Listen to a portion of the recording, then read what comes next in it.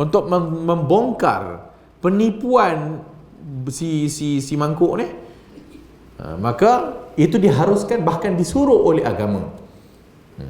So itu beberapa contoh, itu beberapa keadaan bertanya kepada bomoh yang tak boleh dan yang boleh.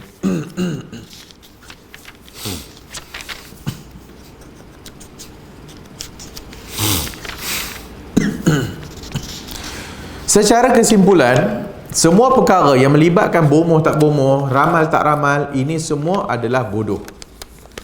So kesimpulannya, semua yang buat kerja ni, sama ada kerja menipu orang, kerja merawat orang dengan cara yang merepek ni, ini semua pongok. Ini semua adalah tengin. Dan orang yang pergi jumpa dengan orang-orang yang macam ni lagi tengin.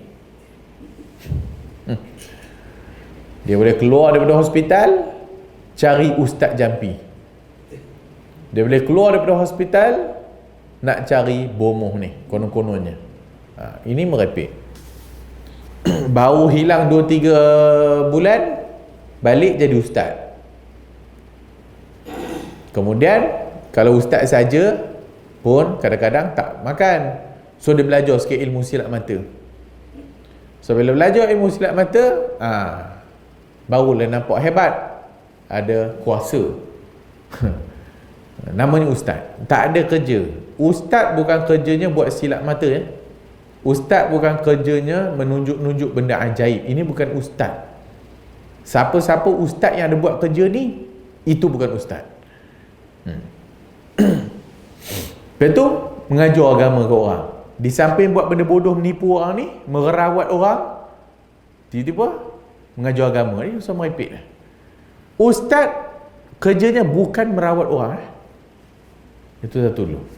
Yang kedua, bab-bab jampi ni. Jampi bukan tak ada, ada. Jampi ada, tapi bukan kerja ustaz menjampi. Menjampi ruqyah, setiap kita kena jampi dan ruqyah. Setiap kita buat sendiri. Jangan pergi lagi kepada ustaz jampi. Jangan. Tak payah. Sebab banyaknya merepek saja. Akhirnya semuanya disandar kepada jin. Akhirnya semua disandar kepada benda mistik. Disandar kepada ini buatan orang. Sedangkan banyaknya kes yang seumpama ini bohong saja. Kena ganggu, tak kena ganggu, nipu saja. Pokok yang terkena semua ni adalah mental. Dia perlu jumpa kepada counselor. Dia perlu jumpa kepada psychiatrist. Sebab dia mengalami depression, dia mengalami stres, dia mengalami masalah duit dan sebagainya. Tapi masalahnya pergi jumpa ustaz. Bomoh kerja dia bagaimana? Bomoh dapat berita daripada jin. Kalau bomoh yang betul lah yang minta tolongan jin ni. So dia dapat berita daripada jin. Jin dapat daripada mana? Yastariqun as-sama', mencuri-curi dengar berita langit. So dia sampaikan kepada kahin, kahin, bomoh ni semua ni. Kemudian si wali setan ni tadi, itu bomoh, tukang tilik dan sebagainya, menambah 1000 pembohongan. Dan apabila benda itu benar-benar terjadi, tengok betul ustaz ni pandai mengubat, sedangkan benda tu bohong. Dan kadang-kadang ia mainan psikologi saja. Benda tu jadi betul, kebetulan tak ada kena-mengena. Ustaz tak ada kuasa. So kalau dah teringin nak jadi doktor, belajarlah doktor. Tapi masalahnya tengin, tak mampu nak belajar doktor. Matematik tak reti, sains pun tak reti. Memang tak boleh sambung mengaji lah. Tapi jadi ustaz dia macam-macam boleh. Kalau jadi ustaz macam-macam dia boleh buat. Jadi ustaz dia boleh buat tu, dia boleh buat ni, dia boleh berubat orang, dia boleh menipu orang, dia boleh kutip duit orang, dia boleh scam orang. Itu ustaz. Sebab tu jangan tertipu. Bubuh saja jubah pakai kepiah, semua orang percaya. Menyeru pula kepada dirinya, mulalah menganggap wali, ada karamah, ada benda luar biasa. Semua ni menipu je. So inilah yang berlaku dalam masyarakat kita, yang masyarakat kita pun habis semua tertipu belaka, habis semua je bodoh. Disebabkan ni lah panggil-panggil Ustaz Han Haji bomoh ni. Kalau dulu bomohnya boleh dikenali dengan kemerepekan zahirnya. Pada zaman Nabi banyak kuhan, pada zaman Nabi banyak bomoh perempuan. Sebab itu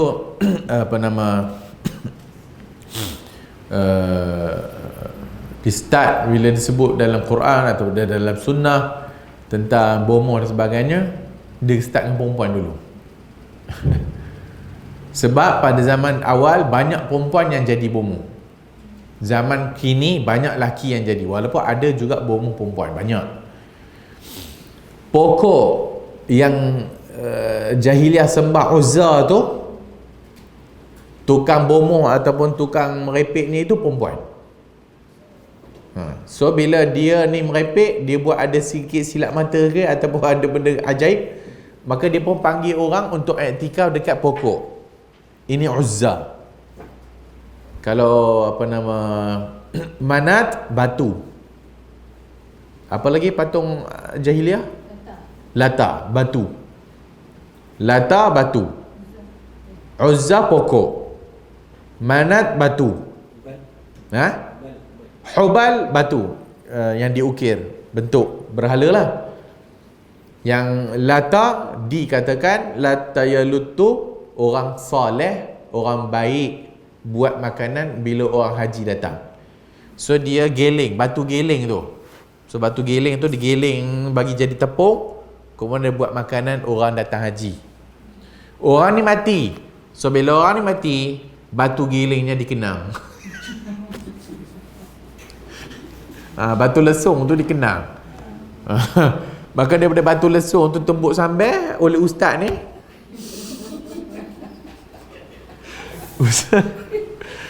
Ataupun ustaz ni mati, terkenal lah batu lesung ustaz ni. Batu lesung ni cantik, batu lesung ustaz ni.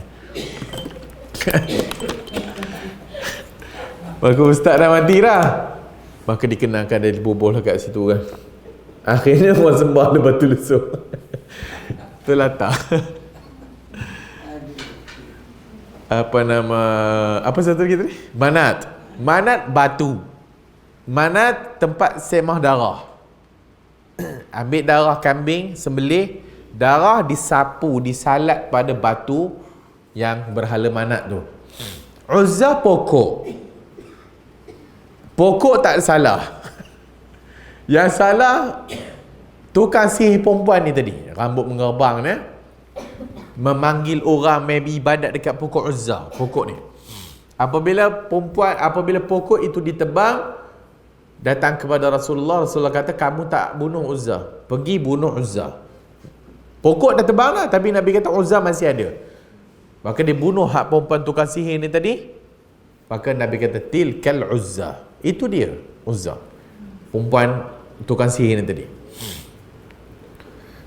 So bila Islam datang, Islam ajar benda-benda bodoh ni tak ada ruang dalam Islam. Itu namanya jahiliyah. Bodoh. Jahiliyah. Bukan bodoh dari sudut tak reti takbir, bukan bodoh dari sudut mereka tak boleh menguruskan kehidupan. Bodoh percaya patung boleh memberi manfaat dan mudarat. Bodoh apabila pergi kepada pokok. Bodoh apabila menjadikan pokok tempat tabarruk, ambil barakah. Bodoh disebabkan ambil busut jadi tempat keramat. Bodoh bila minta tolong dengan jin dan setan. Minta masuk lalu lembah, minta lindung dengan jin dan setan.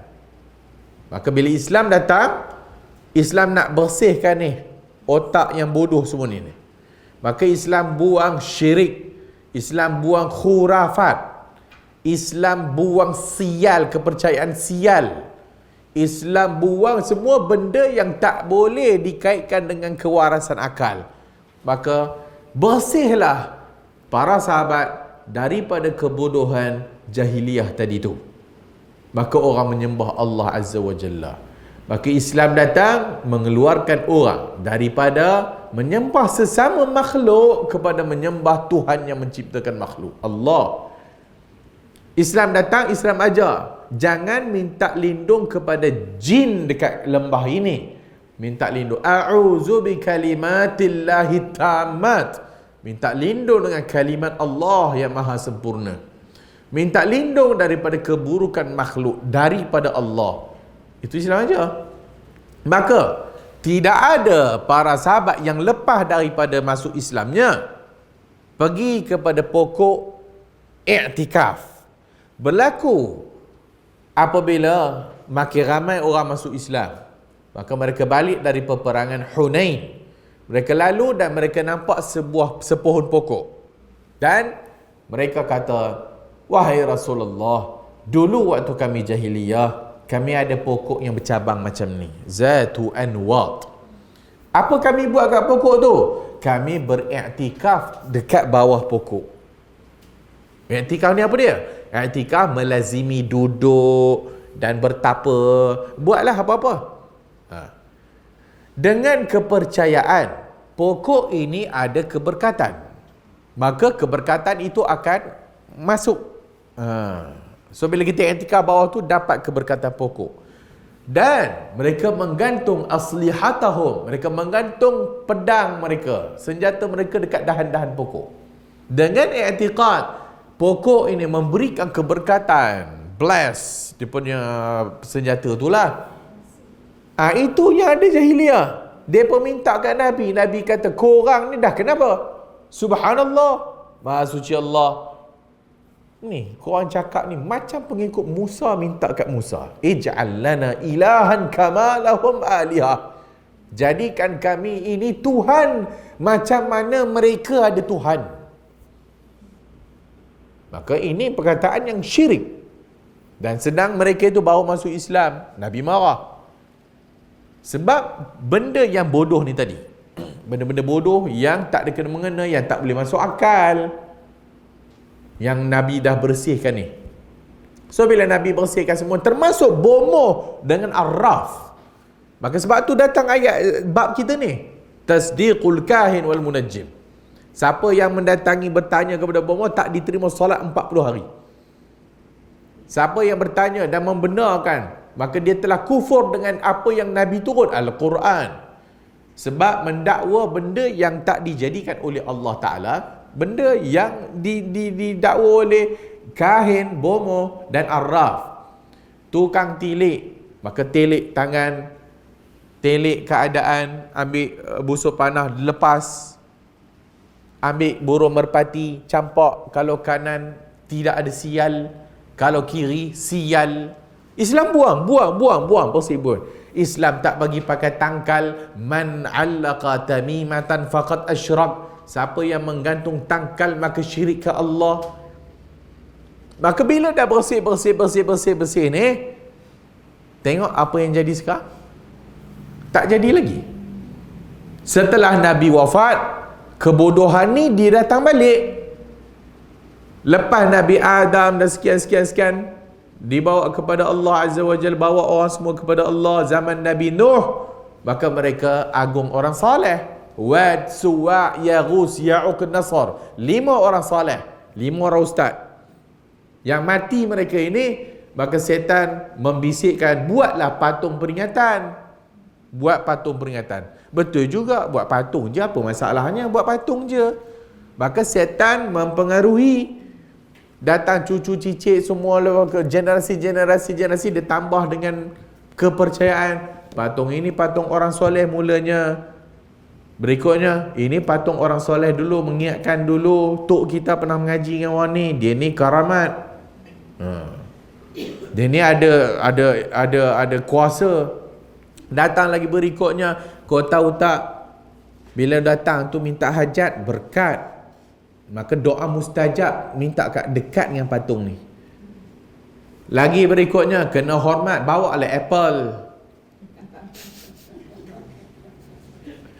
Bawa Apple, bawa nenas sikit, jamu lah sikit patung ni. Memang dia tak makan, tapi itu kita hormat. Bila masuk tu tabik 3 kali. Bila nak keluar tu jangan pusing membelakanginya, itu tidak hormat, ngesot. Undur. Tawaf. Akhirnya sujudlah. Itu yang berlaku zaman jahiliah. Ni zaman Nuh. Lepas tu berikut zaman Nabi Ibrahim.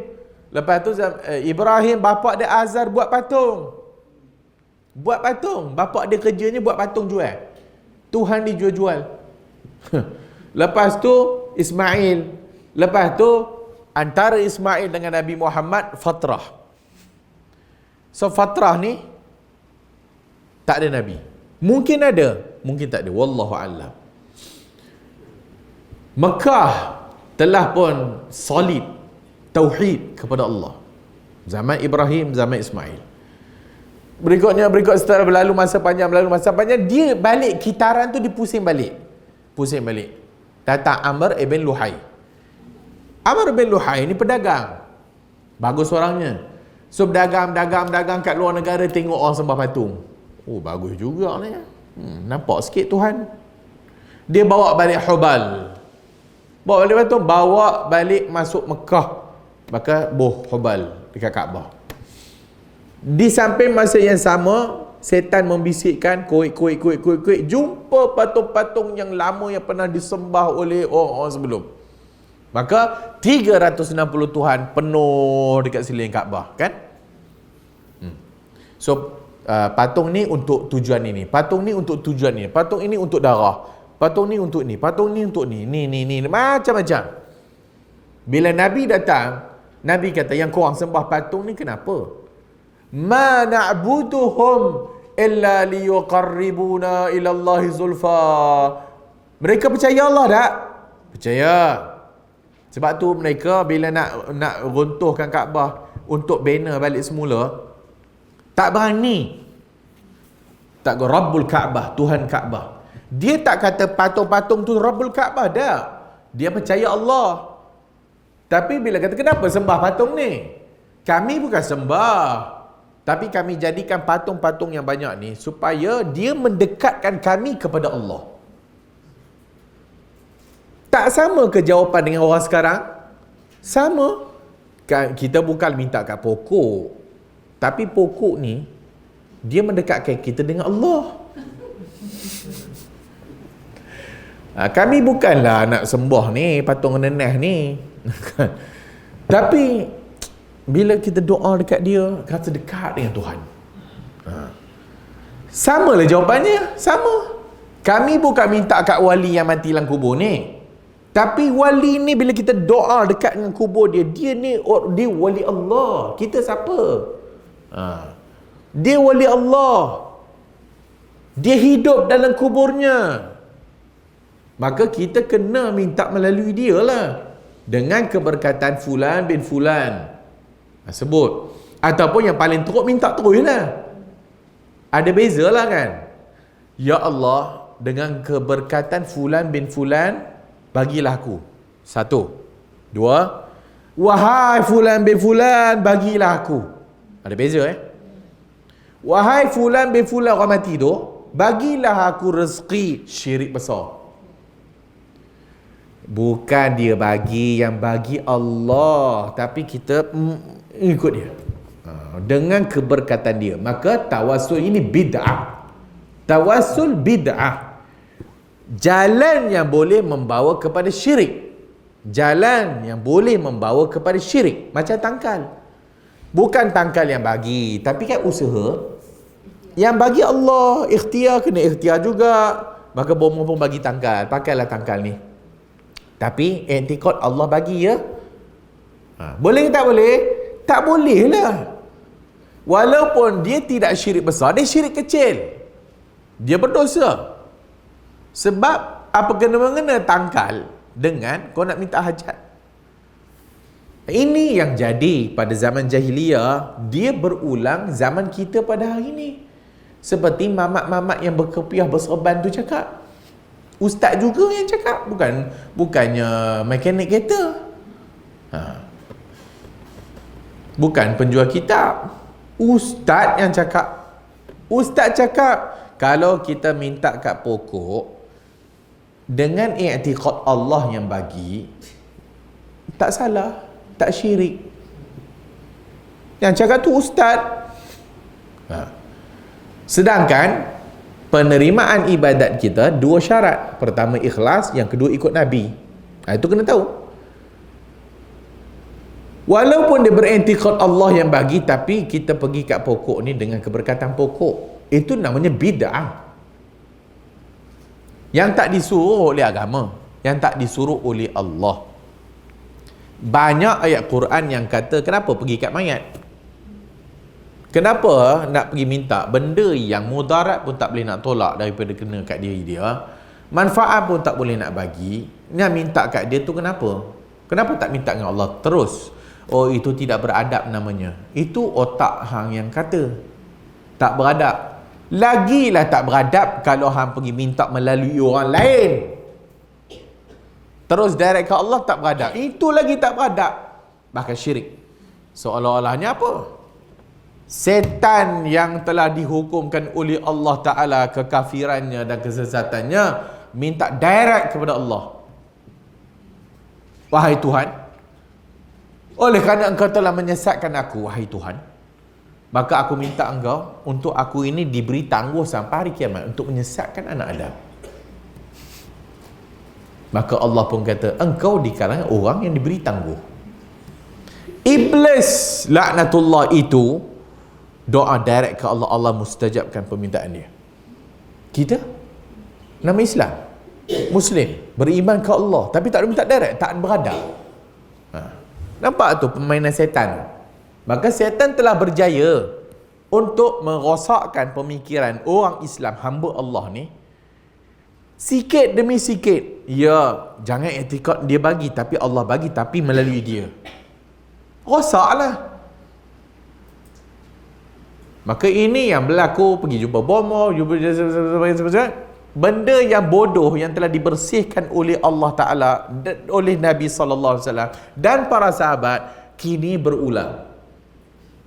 Bahkan benda bodoh ini lepas je kewafatan Nabi telah muncul. Orang mengaku Nabi palsu. Lepas tu berikutnya kumpulan-kumpulan bid'ah yang sesat yang banyak muncul, Mu'tazilah, Syiah, Jabariyah, Qadariyah, Murji'ah, macam-macam. Maka lagi banyak, lagi jauh, lagi banyak benda masuk, lagi jauh, lagi banyak benda masuk. Dan Nabi dah tak ada dah. Dan kerja ini dibuat oleh para ulama. Yanfuna anhu tahrifal ghalin wa intihalil mubtilin wa ta'wilal jahilin. Itulah kerja para ulama. Iaitu membersihkan orang semula daripada kehurafat, daripada sial, daripada kepercayaan benda-benda yang tak sepatutnya, kepada solid tauhid kepada Allah Azza wa Jalla. Itulah yang dibuat oleh para ulama. Datang golongan-golongan yang terutamanya sufi dan tarekat merosakkan akidah balik. So, apalah nak diharapkan kalau dah ustaz pun ropi tu? Nak harap apa? Orang nak tak jumpa bomo punya banyak lah. Dunia moden tara mana pun bodoh tak hilang. Tahun dah 2022, 2023 dah nak konon-kononnya ni milenial lah, makin bodoh. Bukan makin pandai, bukan makin cerdik, makin bodoh. Lagi boleh, lagi macam-macam boleh akses internet, lagi bodoh kan. So Islam buang kebodohan ni. Yang tak mengaji tu tak mengajilah. Yang mengaji tu mudah-mudahan Allah Ta'ala jauhkan kita dari kebodohan ini. Dan perlu untuk kita menerangkan kepada orang lah. Terutama zaman sekarang ni lah, kita dah bomoh ni pun orang dah tahu dah jelas ni ustaz yang jadi bomoh, ustaz yang jadi magician, ustaz yang jadi ahli silap mata, ustaz yang jadi perawat. Ini yang jadi banyak ni. Apa faedahnya anak kita belajar doktor? Tak ada faedah anak kita pergi belajar doktor, jadi pakar dan sebagainya, dia 2 bulan hilang jadi doktor. Dulu merepek-repek taubat Ustaz, hilang pergi Indonesia sekejap jadi ustaz. Dapat tauliah pula tu. Yang ada taulah dia tak tariknya. Yang merepek-repek tak mana belajar tak apa benda dapat tauliah. Ini tak ada kena dengan siapa-siapa. Sebab ini dah lama dah. Ini dah lama dah berlaku dah. Yang merepek, ajar merepek dapat tauliah. Yang mengajar betul-betul bawa kepada Al-Quran dengan sunnah, tauliah tak diberi. Ditangguh-tangguh, panggil pula, disekat, macam-macam. Itulah zaman sekarang. Berikutnya al-kabiratu saniyatu wal arba'un, dosa besar yang ke-42, nusyuzul mar'ah. Nusyuzul mar'ah, penderhakaan isteri. Nusyuzul mar'ah. Qala Allah Ta'ala wallati takhafuna nushuzahunna fa'idhuhunna wahjuruhunna fil madaji' wadribuhunna fa in ata'nakum fala tabghu 'alayhinna sabila. Wallati takhafuna nushuzahunna, hak ni merujuk kepada hak perempuan-perempuan yang dibimbangi nushuzahunna, iaitu penderhakaannya mereka itu. Fa'idhuhunna, bagi mereka peringatan. Wahjuruhunna, dan asingkan. Fil madaji', asingkan tempat tidur. Wadribuhunna, pukullah mereka. Fa in ata'nakum, kalau mereka taat, fala tabghuna 'alaihinna sabila, jangan macam-macam. Kalau dia dah okey, jangan cari-cari peluang pula nak pergi macam-macam. Al-ayah dalam surah An-Nisa 34. Sebelum kita sebut nusyuzul mar'ah, ini tajuknya nusyuzul mar'ah. Bukan kita nak bincang pasal laki. Laki kita dah ada banyak dah, kita dah bahaskan juga. Asyik-asyik cerita pasal perempuan dahaka. Asyik-asyik cerita pasal perempuan dahaka. Habis yang laki tak buat tanggungjawab. Ya, ada bab dia. Ada bab dia. Jangan risau. Bab tu sebagainya kita dah sentuh dah. Dua-dua ada saja. Islam syumul. Islam ni lengkap nah. Hak ni pun disentuh, hak ni pun disentuh. Laki pun disentuh, perempuan pun sentuh. Orang muda pun disentuh, orang tua pun disentuh. Orang dewasa sentuh, kanak-kanak disentuh. Anak-anak, kewajipan kepada mak bapak telah disentuh. Islam juga menyentuh tanggungjawab mak bapak kepada anak. Ada saja, ada, bukannya tak ada. So, tajuk kita ni memang tentang nusyuzul mar'ah. Bukan ertinya ni perempuan saja negatif. Tak, laki pun ada yang negatif. Tapi sekarang tajuknya perempuan hak yang menderhaka. Nusyuz makna dia minal irtifa' ma'khuzun minan nashzi wa huwa al-murtafi'u minal ardi. Perkataan nusyuz ni daripada perkataan nashz. Nashz ni maksudnya tempat tinggi. Kita ada bukit sikit dipanggil irtifa', makanul irtifa'u minal ard, tempat yang tanah tinggi ni ataupun tempat yang tinggi sikit itu an-nashzi. Datang perkataan berikutnya nusyuz, asalnya daripada tempat tinggi. Wa nashazatil mar'ah, dan perempuan yang meninggi ni idza irtafa'at ala zawjiha, bila dia meninggi atas suami dia. Sebab tu dia guna nusyuz. Terjemahan Melayunya kita tak sebutlah tempat tinggi dah. Maksudnya dia meninggikan diri atas laki dia. Derhaka lah maksudnya. Wa kharajat an husnil muasyarah, dan keluar daripada daerah bertaamul dengan suami dengan cara yang elok. Maksudnya dah tak bertaamul dengan suami dengan cara yang tak elok. Wal muradu huna irtifa'u zawja an ta'at, Dan maksud dekat sini adalah perempuan yang meninggi dan tidak mau taat kepada suami dia. Fima yajibulah, apa benda yang wajib baginya taatlah. Bukan benda yang laki dia suruh buat amalan maksiat, itu tak payah taat. Taat dalam erti kata yang Allah suruh taat. Taat dalam erti kata yang Nabi suruh taat. Itu maksud nusyuz.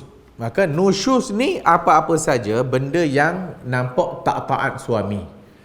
Sebagaimana mungkin dia meninggi suara atau sombong pun boleh, tak mau ikut cakap laki dia. Benda yang makruf lah, benda yang makruf, benda yang memang disuruh taat.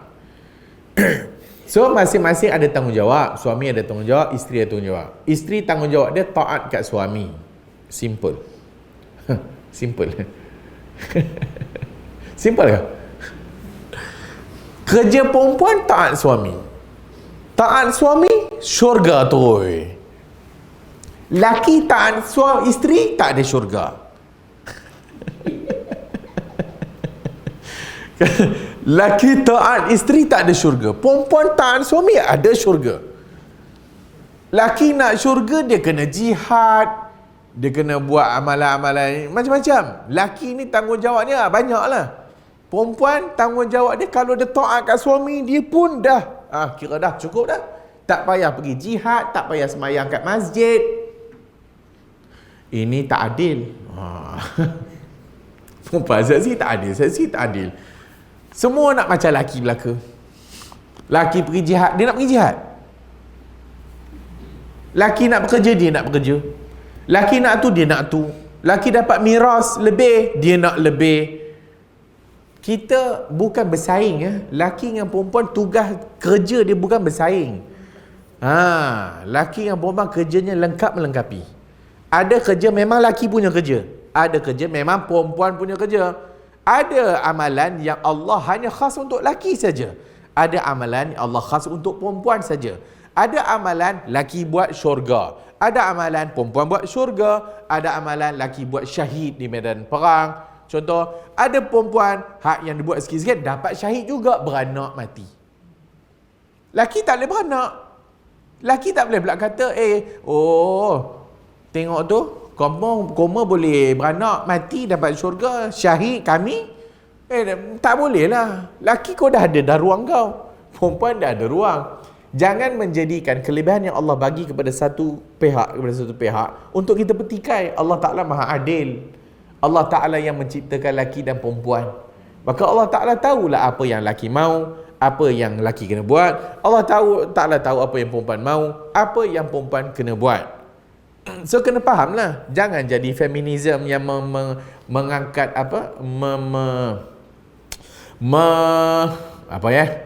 memperjuangkan hak wanita. Yelah memanglah. Habis laki ni siapa nak perjuang hak dia?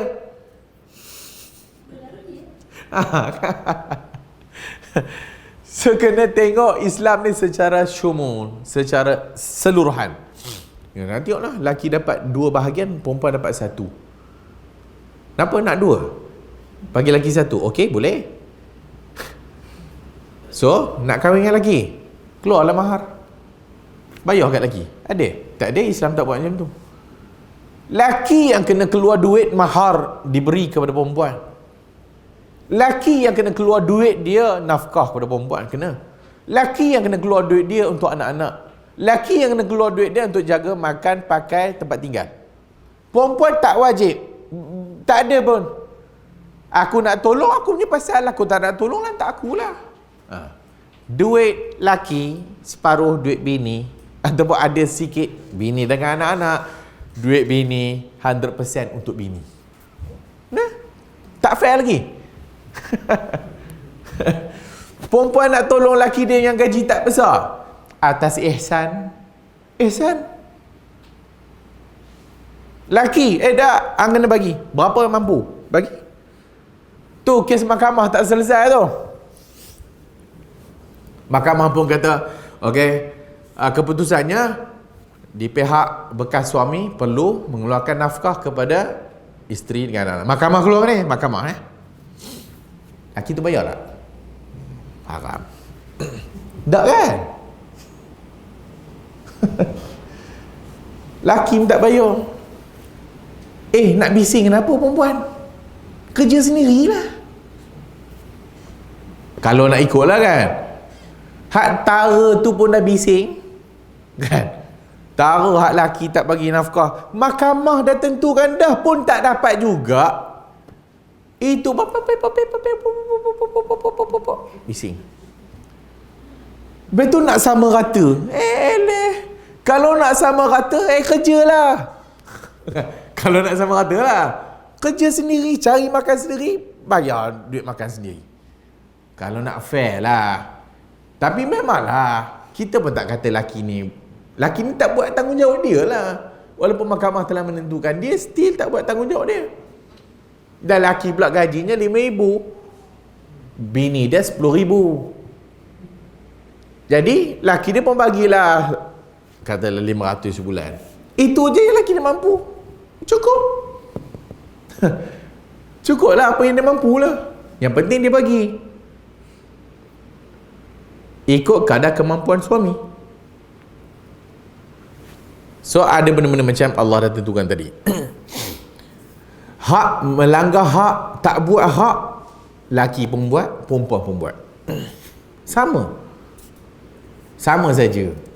Illa man rahimah, melainkan apa sesiapa yang Allah rahmati dia lah. So maksudnya, perempuan dia ada ruang-ruang dia, laki dia ada ruang-ruang dia. Walaupun pada zaman Rasulullah ada perempuan, wahai Rasulullah, aku nak ikut pergi jihad. Ada? Nabi bagi. Nabi kata, tak, perempuan tak payah, tak wajib. Tak apalah wahai Rasulullah, aku nak ikut juga nak merawat tentera. Itu kerja perempuan. So perempuan pada zaman Rasulullah keluar ikut perang, tapi bukan ikut perang tu maksudnya angkat senjata. Tak, merawat tentera-tentera yang cedera. Itu kerja dia. Apabila diperlukan dan dia angkat senjata lawan, okeylah. Perempuan tak kerjanya jihad. Tapi kalau ada orang pecah masuk rumah, dia ada senapang dan dia pandai tembak, dan dia mempertahankan diri, angkat senapang, tembak lah.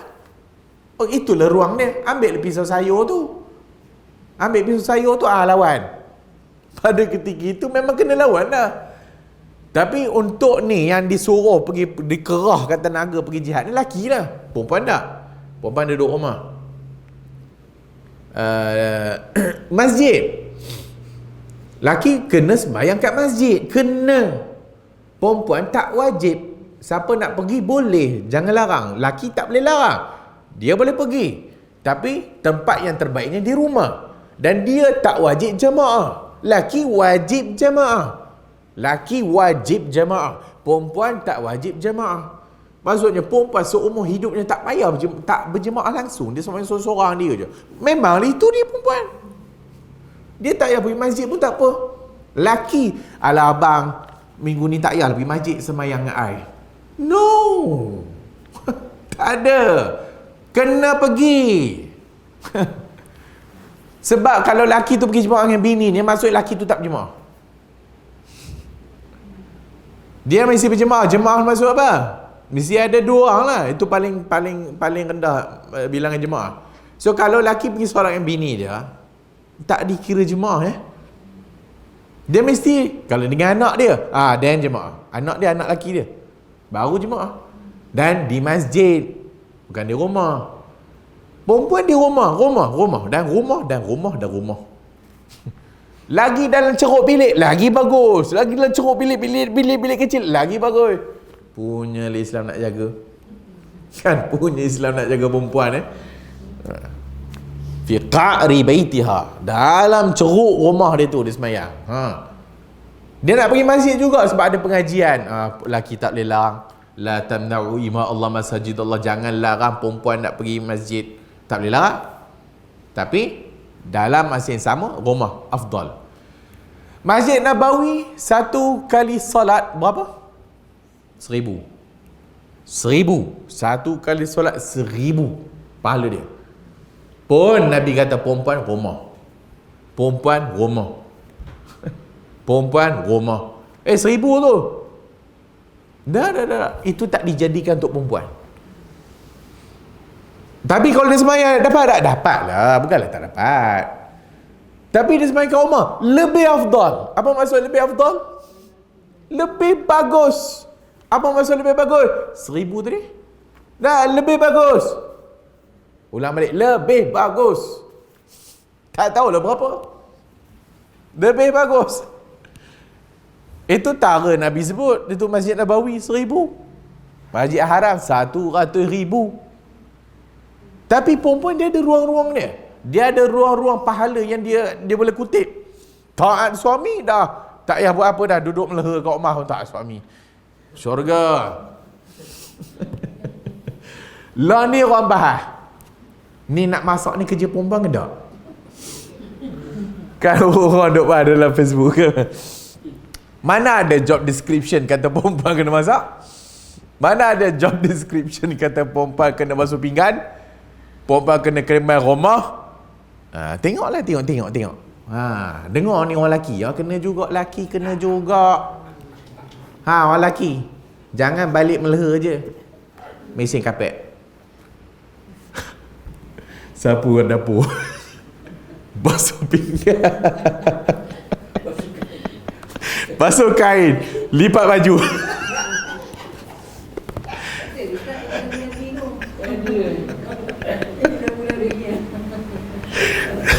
Betul. Memang tak dinyatakan. Macam kita kerja tu. 1 kena buat apa, 2 kena buat apa, 3 kena buat apa, 4 kena buat apa. Memanglah tak ada sebut masak, basuh kain, semua tu. Tapi dah kerja lelaki ni dia kena cari nafkah kat luar. Dia kena cari nafkah kat luar untuk bawa balik duit dan makanan untuk ahli rumah. Yang perempuan ni kerjanya khidmat. Itu namanya khidmat. Apa maksud khidmat? Di situlah khidmat tu layan laki. Apa maksud layan laki? Umum lah. Termasuk layan bagi air, masuk layan masak, masuk layan tolong baju suami, tolong setrika, tolong. Nabi kerjanya dakwah kat luar. Nabi kerjanya kat luar. Bila balik, bukanlah menjadi halangan untuk Nabi tolong. Nabi tolong buat kemar rumah, Nabi buat sendiri, Nabi jahit baju sendiri. Iyalah, memanglah. Of course lah. Tapi untuk kata, ini bukan kerja perempuan ya. No. Habis apa? Kerja perempuan? Kerja perempuan apa dia? Entah. Lepak je lah. Takkan lah apa itu.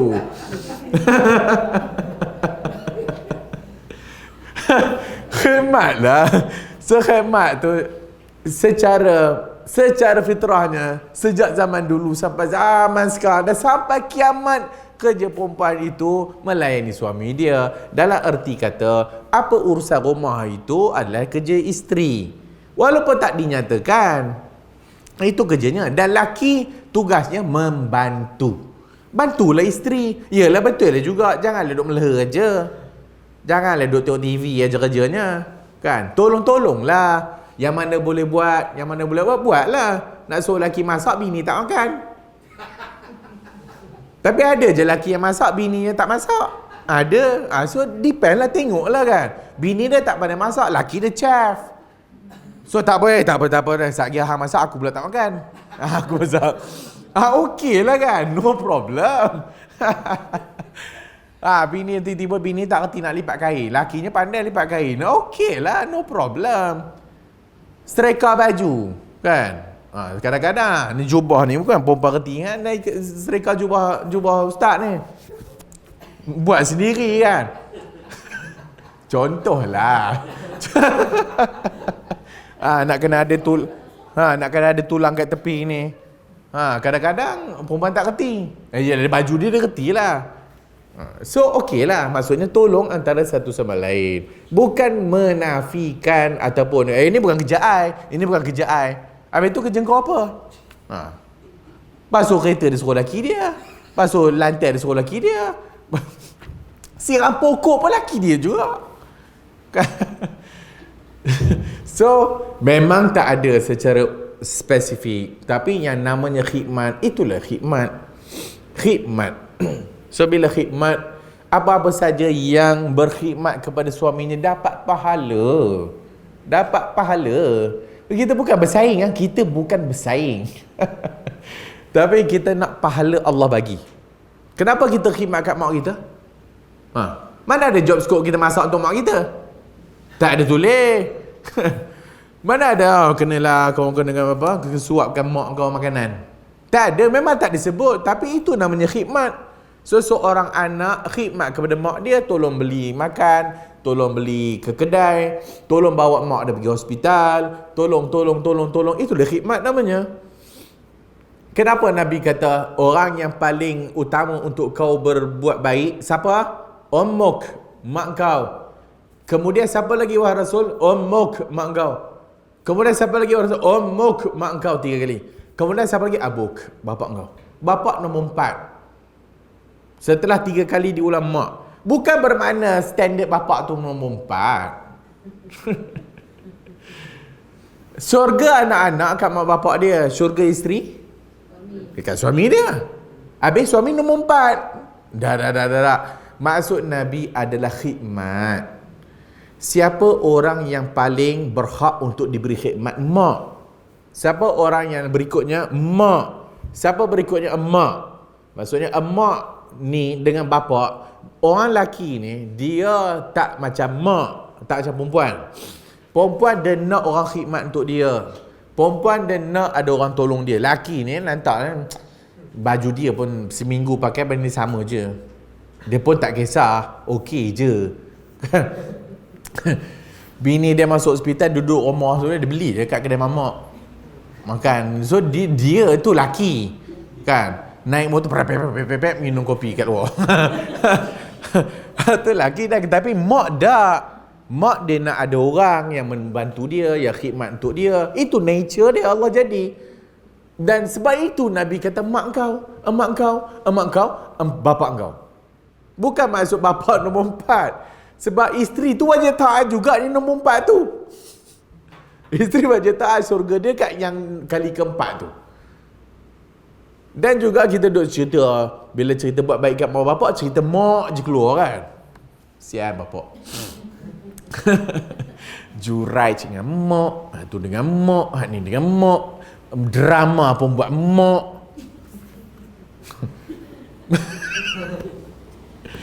Tak ada siapa nak buat untuk bapak. Tapi ada je cerita pada zaman Umar. Yang anak dia tu dihantar oleh Umar ke perbatasan. Yang Umar tanya dulu, kau ada mak bapak tak yang tua lagi? Dia kata ada. Pergi minta dulu izin kat bapak kau. Mak dia meninggal dah, bapak dia. So bila pergi minta bapak dia berat hati nak lepaskan dia. Tapi tak apalah. Dekat perbatasan punya jauh. Sehingga bapak dia ni dah tua, makin tua, tulis surat kepada Umar.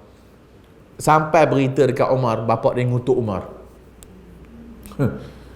Inilah dia apa nama duk pergi hantar anak aku sampai aku pun tak ada siapa nak jaga.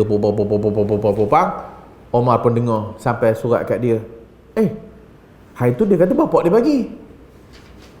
Dulu kemudian kau pergi panggil mamat ni balik sekarang. Pergi hantar naik pos laju. Naik kuda yang laju.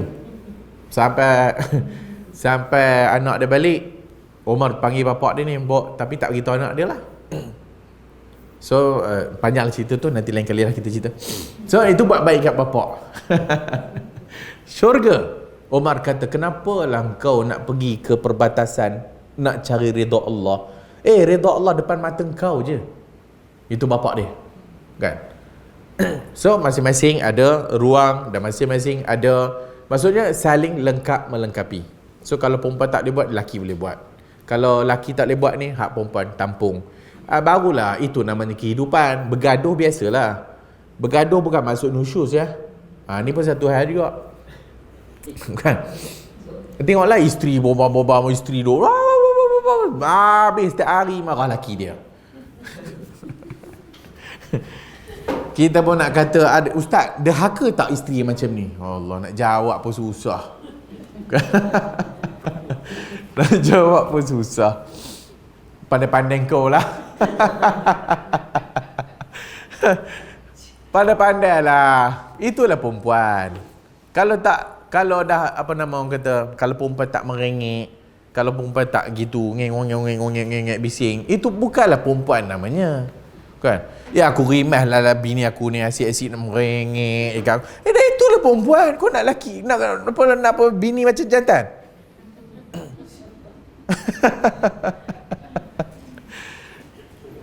Yang perempuan pula dia nak laki dia macam tu lah. Ambil perhatian dia, hak yang gagah perkasa. Itulah perempuan. Takkan perempuan nak hak yang laki dia macam dia juga. Bang. Kan? Jenuh. So masing-masing lengkap melengkapi. So susahlah nak kata kalau perempuan marah laki tu nusyus. Dah belum tentu. Mungkin ada memang panggil laki dia menyebabkan bini dia marah.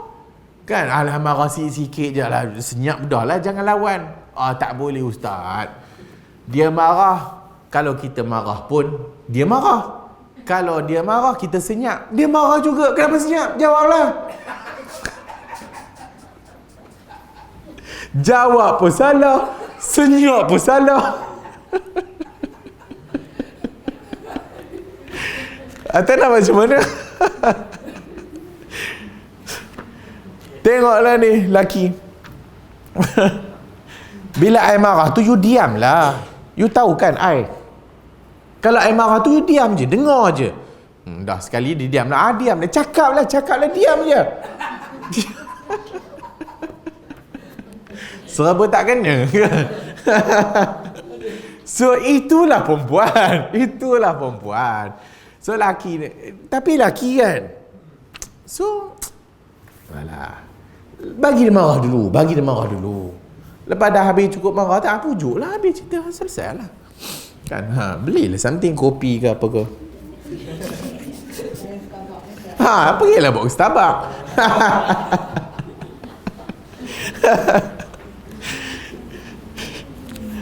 وقال النبي عليه الصلاة والسلام إذا دعا الرجل امرأته إلى فراشه فلم تأته فبات غضبان عليها la'anatha al-malaikatu hatta tusbih. Kata Nabi, apabila seorang lelaki suami mengajak isterinya ke katil, falam ta'tihi, dia tak datang, fabata ghadbana 'alaiha, dan dia pun tidur dalam keadaan laki dia marah kat bini dia, la'anatha al-malaikatu, malaikat pun melaknat perempuan itu sampai pagi. Muttafaqun alaih. Wa fi lafzi fi sahihain إذا باتت المرأة هاجرة فراش زوجها لعنتها الملائكة. Dalam Sahihain Al-Bukhari Muslim, apabila seorang perempuan tidur dalam keadaan mengasingkan tempat tidur dengan laki dia, maka malaikat akan melaknat dia. Wa fi lafdhin qala walladhi nafsi bi yadihi ma min rajulin yad'u imra'atahu ila firashiha fata'ba alayh. Dan demi jiwaku berada di tangannya, tidak ada seorang lelaki yang mengajak isterinya ke katil, fata'ba alaihi, isteri buat dek tak mau, illa kana alladhi fis sama' sakhitan 'alaiha, malaikat di langit akan murka kepadanya, hatta yarda anha zawjuha, sehinggalah lakinya itu redha kepada dia. Wa qala sallallahu alaihi wa alihi wasallam, la yahillu limra'atin an tasuma wa zawjuha shahidun illa bi iznih. Tidak halal bagi perempuan apabila laki dia ada, dia tak minta izin untuk puasa, wala ta'zana fi baitihi illa bi iznih, dan dia tak boleh bagi masuk orang ke rumah lah melainkan dengan izin laki dia. Qala sallallahu alaihi wasallam, law kuntu amuran ahadan an yasjuda li ahadin la amartul mar'ata an tasjuda li zawjiha.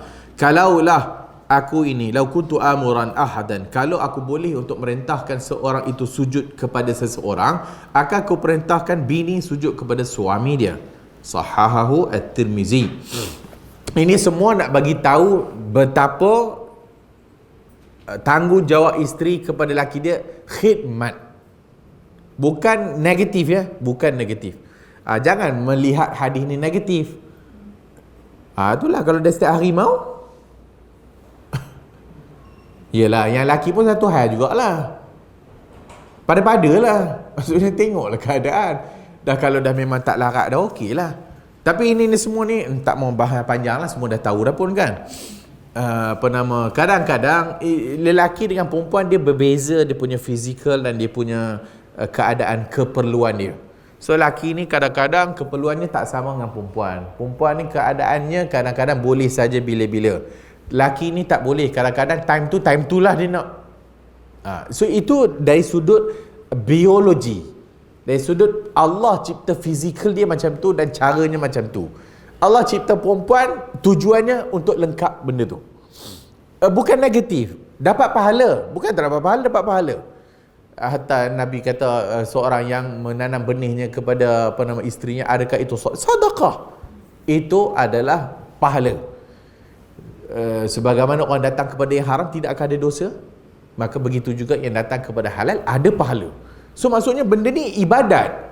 Benda ini dengan Allah Ta'ala cipta benda tu saling lengkap melengkapi, dan itu keperluan biologi dua pihak ni, dan Allah Ta'ala mengganjari benda tu dengan pahala.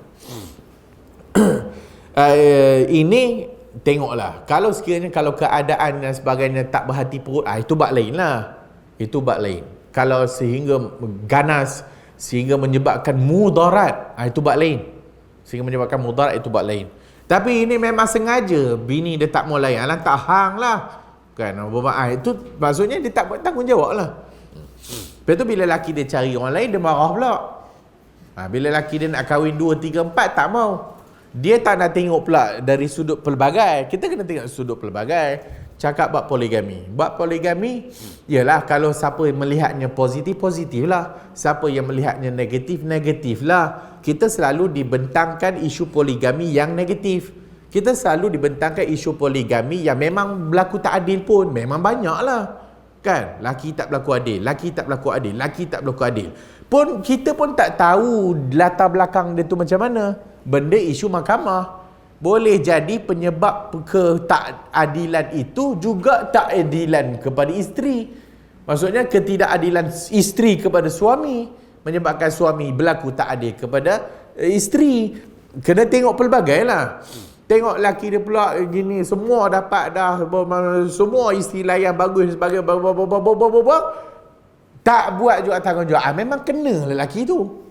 So bukan maksudnya negatif hak lelaki, bukan nak kata negatif hak perempuan. Tak, masing-masing lengkap melengkapi. Isu yang kita nampak secara zahir, kita nampak zahir saja. Kita tak tahu apa di balik isu tu. Kita tak tahu apa di balik isu setiap laki bini tu. Mana kita tahu? Memang betul lah perempuan dia memang tak layan dia. So menyebabkan dia nak kahwin dan sebagainya. Ditambah pula buat undang-undang hak kena minta izin pertama, hak bini pertama. Minta izin pertama dah tentu tak dapat punya. Dah ada main setting. Kan? Dah tentu tak dapat punya. Memang tak dapat lah. Pergi Thailand. Pergi sepadan. Bila pergi sepadan bawa balik surat ni. Nak buat macam mana? Dah memang gitu. Dah memang kau tak bagi. Nak buat macam mana? Dah dia nak juga. Daripada dia cari yang haram tu. Kan? Daripada dia cari yang haram. Dari satu sudut, bagus jugalah dia cari yang halal.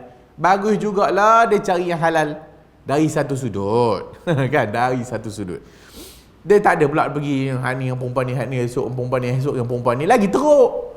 Tapi dah perempuan pula dia tengok lain. Tak kisahlah, yang penting dia tak kahwin. Itu pula dia tengok. Tak kisah dia nak dengan perempuan mana, tak kisah. Yang penting dia tak kahwin dua. Salah cara fikir tu. Cara fikir salah. Patutnya, daripada dia buat benda haram tu, baiklah kita bagi dia kahwin dua. Paling kurang kita tak diceraikan. Tak, dia nak ceraikan I. Punya dia nak cerai juga. Punya, ya kita tahu, memanglah kita tak nafikan perasaan tu betul. Perasaan tak ada perempuan yang rela. Memang. Itu fitrah. Aisyah pun jealous. Nabi duk sebut Khadijah je. Kan? Dia asyik sebut Khadijah. Dan Aisyah pun jealous. Apa asyik sebut Khadijah je? Kan? Itu biasalah Allah jadi macam tu. Perempuan. Tapi kita boleh jadi cara fikir tak betul. Biar dia kepada yang haram, lagi aku rela daripada yang halal. Dia tak betul. Biarlah, yang penting aku diceraikan. Betul ke? Eloklah kalau kita ni bermadu daripada bercerai. Tak fikir macam tu elok. Paling kurang kita masih ada kita punya, apa orang kata, mahram. Nak pergi haji ada mahram. Esok dah bercerai habis semua, dah apa tak ada. Ini tak boleh. Sehari nak mulalah duit tak ada lah. Ni anak-anak siapa nak jaga?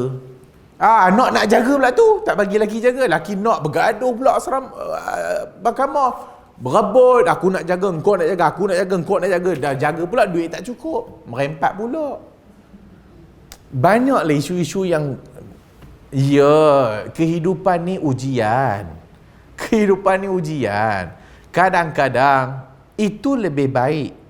Kan Allah kata dalam Quran, asa an takrahu syai'an, boleh jadi benda yang kau tak suka itulah baik untuk kau, dan boleh jadi benda yang kau suka itu tak baik untuk kau.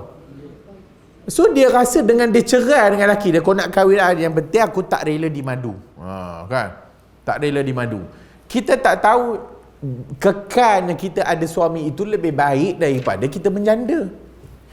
Kan? Dari sudut kebajikan, dari sudut yang lain-lain lah. Dengan kita bagi pesanan juga kat lelaki, dah tak mampu jangan gatal. Dah tak mampu jangan gatal lah. Dah tak mampu nak berlaku adil dengan nafkah, janganlah. Ini nak juga. Itu yang jadi cerita poligami yang tak adil tu. Sebab lakinya memang tak adil. Ya, betul. Tapi banyak saja orang yang poligami bagus. Banyak saja orang yang poligami hidup aman damai. Bergaduh jangan cerita lah. Bergaduh orang tak poligami pun bergaduh sakan. So bergaduh biasa. Kita adik-beradik pun bergaduh. Mak bapak dengan anak pun bergaduh. Ini tak lagi bini bergaduh. Lah biasalah. Kan? Aku panggil aku macam ni, panggil dia macam tu. Memang bergaduh lah. Mana bila nak sama dia. Hak yang sama pun bergaduh. Tak ada siapa yang tak bergaduh. Semua orang bergaduh. Tak ada siapa yang tak bergaduh. Ustaz dengan ustaz bergaduh. Doktor dengan doktor bergaduh juga. Penjual buku dengan penjual buku bergaduh. So itu kehidupan. Islam meraihkan benda tu. Bergaduh sakan 3 hari. Bergaduh lah. Hari keempat, kita elok boleh bergaduh 3 hari tu, kasih gaduh betul-betul. Aku nak pelupuh kau, aku nak pelupuh kau, bergaduh 3 hari ada ruang. Hari keempat, kena berdamai. Islam bukan tak raih benda tu. Islam raih lah. So macam perempuan mengadu, bukan maksud dia derhaka. Kemungkinan memang hak dia memang tak ditunaikan oleh suami dia. Siapa yang derhaka ni? Memang lelaki tak dipanggil derhaka lah. Lelaki tak buat tanggungjawab lah maksudnya. Kalau dibenarkan untuk makhluk sujud kepada makhluk, dah tentu Nabi suruh dah perempuan sujud kat lelaki dia. Tapi tak boleh. Tapi law ni sujud kat Tuan Syekh. Cium tangan, cium kaki. Bukan setakat belakang, depan belakang. Lai-lai, lili-lai, tamplum lagi ciumnya. Cium lagi, cium. Tinggal kaki dia tu. Kaki atas bawah. Bawah pula. Atas bawah pula. Belum. Dengan mak bapak dia pun dia tak cium macam tu. Dengan mak bapak tak ada. Dengan mak bapak dia pun tak buat. Dengan Syekh dia buat macam tu. Gila ke apa? Bukankah ada hadis? Ya, ada hadis. Bapak Yahudi datang kat Nabi. Bapak Yahudi cium kaki Nabi. Kau nak jadi macam Yahudi? Yahudi cium kaki Nabi lah hadis tu, tak? Itu belum bahas tentang sahih tak sahih. Berikutnya, ada tak Abu Bakar cium kaki Nabi? Tak ada. Ada tak Umar cium? Ada tak Uthman, Ali cium kaki Nabi? Tak ada pula. Kalau nak cium kaki Nabi, orang yang paling sayang Nabi ni Abu Bakar, Umar, Uthman, Ali. Mereka dulu lebih cium daripada kita dulu. Tapi tak. Tapi cium tak apa-apa. So kalau boleh, dah lama dah bini disuruh sujud kepada suami. Oleh kerana tak boleh, so ini hadis ni jangan tengok je. Hadis ni adalah begitu perempuan kena bagi khidmat kepada suami dia. Sebab itu tanggungjawab suami lagi besar. Dia lagi besar, tanggungjawab lelaki lagi besar. Ya apa-apa pun dia yang akan ditanya ni. Kita kadang-kadang tak fikir pula bab tu. Oh, nampak je pemerintah kerajaan je tak buat hak. Ni yang duk petikaikan, oh apa ni kerajaan tak buat hukum Allah, dia bini dia tak bertudung. Ni apa kerajaan tak buat undang-undang hudud, anak dia bercepera. Anak dia tak buat hukum Allah, yang dia tidak menjaga anak bini dia dengan hukum Allah. وقالت عمة ابن محصن وذكرت زوجها للنبي فقال انظري أين أنت منه فإنه جنتك ونارك. Dia kata itu فإنه itu adalah syurgamu dan nerakamu. Syurgamu dan nerakamu. An Abdullah ibn Amr qala qala Rasulullah la yanzurullah ila imra'atin la tashkuru li zawjiha wa hiya la tastaghni anhu. Allah tidak melihat kepada perempuan yang tidak mensyukuri suaminya. Kenapa perempuan banyak dalam neraka, Nabi kata? Bukan apa nama orang kata, tengok ni, perempuan juga. Kenapa perempuan banyak dalam neraka? Kerana pertama, perempuan lagi banyak lelaki tak? Perempuan lagi banyak daripada lelaki. Antara tanda kiamat itu perempuan lagi ramai daripada lelaki. Itu bukan maksud negatif ya. Itu maksud tanda kiamat. Antara tanda kiamat, perempuan lagi ramai dari lelaki. Itu tanda kiamat. Dan perempuan lagi banyak dalam neraka. Ditanya kenapa? Kerana mereka tidak mensyukuri suaminya. Mereka tidak mensyukuri suaminya. Itu Nabi kata. Maksudnya apa? Maksudnya ngomel dia tak habis-habis. So masalahkan laki-laki tu laki. Seolah-olahnya laki dia tak ada kebaikan langsung. Kan? Tak bersyukur. Tengok bang. Tengok orang sebelah. 2 kereta kat bini dia, nampak? Itu yang tu hari jadi tahun lepas. Hak ni kereta baru ni hari jadi tahun ni. Abang bagi apa? Daim. Coklat daim.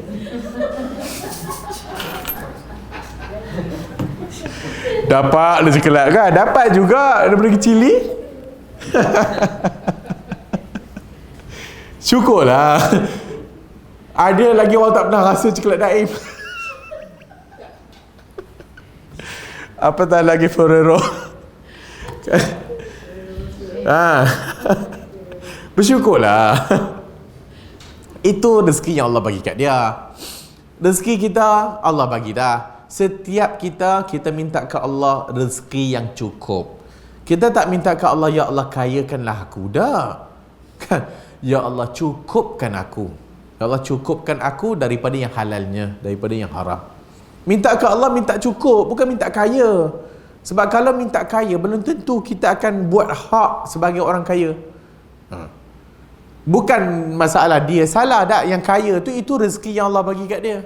Setiap orang ada rezekinya. Setiap baby yang dilahirkan ada rezekinya. Allah bagi dah.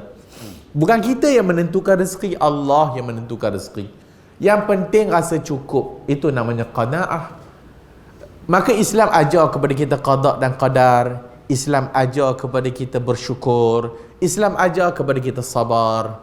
Maka Allah Ta'ala jadi orang pelbagai bentuk. Allah Ta'ala jadi orang ini kaya, ini miskin. Bukan maksudnya Allah sayang lagi dia ni daripada dia ni. Tak. Semuanya ujian. Allah Ta'ala jadikan mati, hidup, miskin, kaya, sakit, sihat, semua ujian. Dia ni tengok ni tak pernah sakit ya. Apa yang dia makan ni tah. Mungkin dia punya ujiannya lain. Ujiannya pula keluarga bercempera. Kaya macam mana pun keluarga berpecah belah. Anak-anak semua kutuk mak bapak. Mak bapak anak tak jaga. Ada orang miskin, bahagia hidupnya, tapi miskin tapi bahagia hidupnya. Tak ada pula rasa tak pernah cukup. Cukup saja. Ada orang sihat. Ada orang sakit dia pula. Daripada kecil sakit warisan. Lahir-lahir dah memang sakit jantung. Itu ujian untuk dia. So setiap ni Allah dah ajar kepada kita qada dengan qadar. Allah dah tentu baik buruk itu Allah. Allah yang tentukan. Allah nak tengok mana hamba-hambanya yang jujur kepada dia, yang sabar, yang yang rida, yang bersyukur kepada Allah. Siapa syukur, Allah tambah lagi rezeki. Siapa ingkar kufur, Allah kurangkan rezeki dia. Yang kadang-kadang kita rezeki pun kita tak sedar, kita tak cukup. Walau gaji 10,000, gaji 15,000, rasa setiap pertengahan bulan dah kita macam orang miskin dah. Macam orang miskin. Tapi gaji dia ni 2,500. Tapi cukup sampai akhir bulan. Allah bagi kelebihan kepada orang yang Allah mahu. Orang yang sakit kat hospital ni setiap harinya doa ke Allah. Setiap harinya salat. Setiap harinya tadah tangan ke Allah. Dia sakit. Orang yang sihat ni nak dapat setiap hari doa pun susah. So orang yang sihat ni nak dapat setiap hari doa ke Allah pun dia susah. Tapi yang sakit terlantar kat hospital ni setiap harinya nadah tangan kepada Allah Ta'ala. Takkan Allah Ta'ala bersihkan dosa dia, bersihkan dosa. Yang sihat ni lagi tambah sikit dosa. Hari ni dosa sikit dia 2 kilo, esok dosanya 2 kilo lagi, esok dosanya 2 kilo lagi, esok dosanya 2 kilo lagi. Cuba timbang di akhir bulan. So Allah ajar kepada kita qanaah, cukup. Allah Ta'ala ajar kita kena syukur. Allah Ta'ala ajar kita kena sabar. Allah Ta'ala mintalah ke Allah supaya setiap masing-masing itu ada hikmahnya yang Allah jadikan. Dan Allah kata, walaupun disebut tadi orang perempuan banyak dalam neraka, bukan maknanya mesti orang perempuan tak boleh masuk syurga. Tak. Tapi yang banyaknya perempuan, itulah dia. Dan tujuannya untuk apa? Tujuannya supaya wanita beringat, supaya apa yang ada Allah bagi kat suami dia, itulah rezeki yang dia ada. Maka bila dia syukur ke Allah, yang penting dapat jadi, apa orang kata, pasangan bahagia, dapat jadi keluarga bahagia, dapat tengok lakinya walaupun miskin tapi selalu pergi masjid, tengok laki dia selalu puasa sunat. Kita ni hati perempuan pula tengok, aku ni malas puasa, semayang pun tak rajin. Laki dia, oi, semayang kuat, puasa kuat, zakat tak pernah tinggal, jaga anak bagus, ngaji pula tu, suruh ngaji pula tu. Walau perempuan tak banyak mana pun, tidakkah di akhirat besok laki dia tu tarik dia? Hak laki dia ni lah hak yang kau akan hidup dengan laki kau lah. Dan laki kau ni lah akan tarik hak bini dia. So kena tengok dari sudut itulah. Walaupun mungkin dari sudut materialnya tak banyak, tapi iman lakinya ada, bagus akhlaknya. So itulah yang disuruh oleh agama. Dan yang terakhir, wa yurwa 'anin nabi sallallahu alaihi wasallam qala man kharajat min baiti zawjiha la'anatha al malaikatu hatta tarji'a aw tatub. Diriwayatkan, man kharajat, siapa yang keluar min baiti zawjiha, daripada rumah lakinya, la'anatha al malaikatu, malaikat melaknatnya, hatta tarji'a aw tatub, sehinggalah dia pulang ataupun dia bertaubat kepada Allah azza wa jalla. Hanya minta izin lah. So nak keluar minta izin. Cuma zaman sekarang ni pada kebiasaannya kita tak adalah pula, bang minta izin jap pergi pasar, bang minta izin saat nak cucur pokok. Tak adalah kan. Tapi laki dia tak marah, itu izin lah tu. So zaman sekarang ni tak ada pula laki dia marah kot. Bini dia minta atau nak keluar nak pergi mengaji ke, tak ada laki dia marah kot. Tiba-tiba pula hari ni, puasa lah, siapa seorang puasa, buka sekarang. Tak banyak lah kot itu kan. dia pun tahu lah juga. So itu secara umum dia masuk dalam dosa besar. So kenapa dia masuk dalam dosa besar? Kerana ada ancaman tadi tu. Kerana ada ancaman laknat dan ancaman balasan oleh Allah Azza wa Jalla. Hak ni bukan bermakna nak mempelihkan ataupun merendahkan isteri tak. Ini sebenarnya mengangkat lagi martabat isteri. Lagi dia khidmat kat suami dia, maksudnya dia taat perintah Allah. Sebagaimana kita salat lah kan. Kenapa kita salat? Nak taat perintah Allah. Kenapa kita bayar zakat? Taat perintah Allah. Maka ketika mana dia khidmat untuk laki dia, itu taat ke perintah Allah. Itu fardu. Tidakkah man adali waliyan faqad adhantuhu bil harb, siapa yang memerangi waliku akan ku iklan perang. Siapa dia wali Allah?